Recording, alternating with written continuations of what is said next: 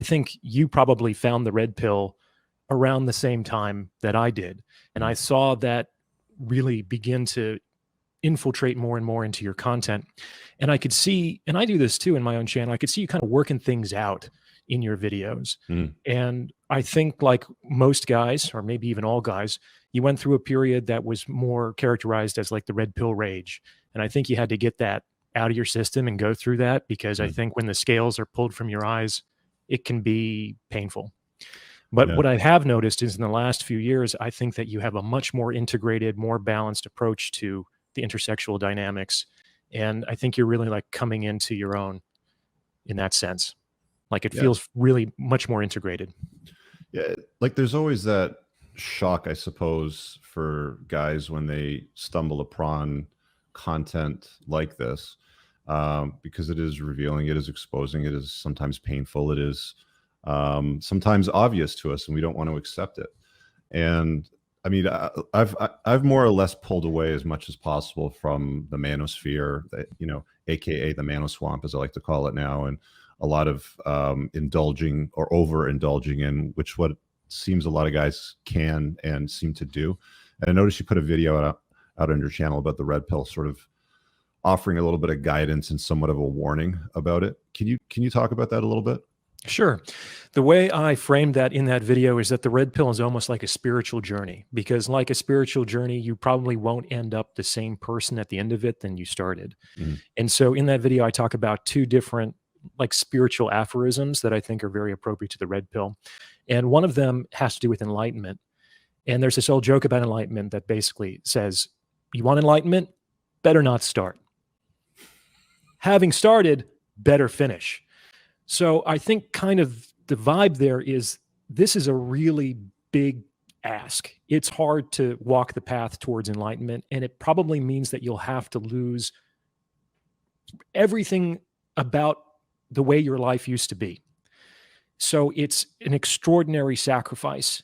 And if you walk a little bit along and you start to renounce your wealth, and you start to renounce the world, and you start to renounce relationships, and you stop there, well, that's the worst of both worlds, because you didn't actually pass through that renunciation process into the joy of enlightenment. You might as well have just stayed with all of your toys and women and your comfortable little life. So if you're going to start this process, you kind of have to see it through.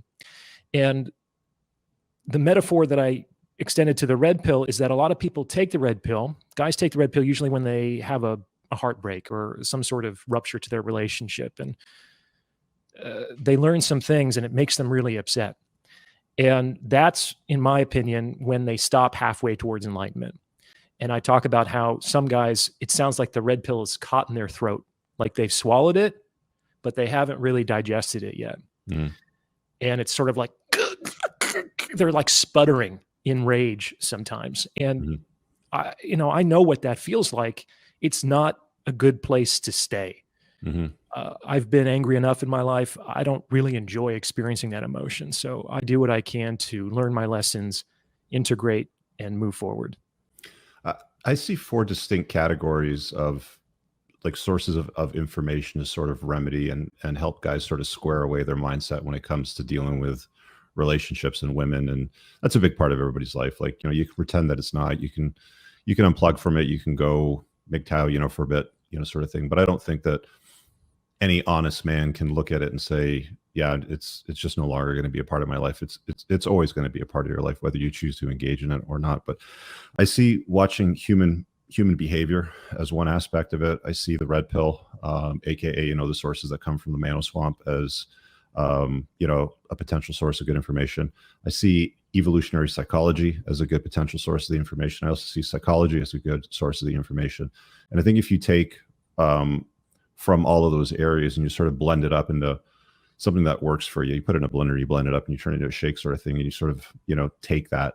That's where you can sort of find the freedom that you need to move forward in life and operate in a frame or a mindset or a mind frame that lets you put yourself first.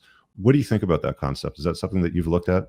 Yeah, I think that makes sense to me. I think that people should keep an open mind, especially if they're having a problem. Because if you're suffering from something for several weeks, several months, or even several years, if you could have solved it on your own, you would have solved it by now. So the solution is going to be located in a place you haven't looked yet, like by definition. So if you have been stuck, it really behooves you to keep an open mind, but to never trust anything unilaterally. Take everything with a grain of salt, test it out in the crucible of your own life. If it works, keep it. If it doesn't work, throw it out. This isn't about like creating a cult. It's not about creating a following. It's about trying to help folks. And the proof is in the pudding. So if you listen to something, whether it's you, me, or somebody else, and it works because you've given it the old college try, keep it and make it yours. Because a lot of this stuff that we talk about, we do it in our own way, but it's not entirely original either. So it's our own spin. It's our own integrated knowledge mixed with our own personal experience that some people find interesting or digestible, and then they can take it and make it their own.